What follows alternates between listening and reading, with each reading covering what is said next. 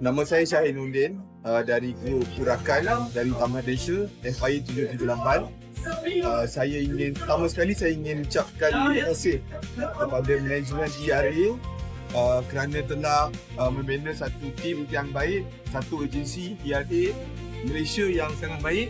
Hari ini kita semua meraihkan kejayaan ejen-ejen kita, top-top cikgu kita berserta dengan leader-leader.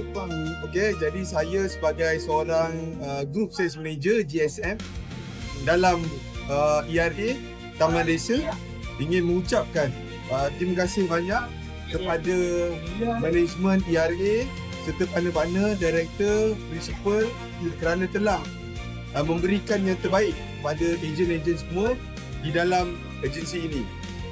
Jadi harapan saya untuk tahun ini supaya kita lebih boleh grow bersama sebagai satu pasukan ataupun tim yang hebat di bawah ERA Empire 778 supaya kita semua boleh berjaya.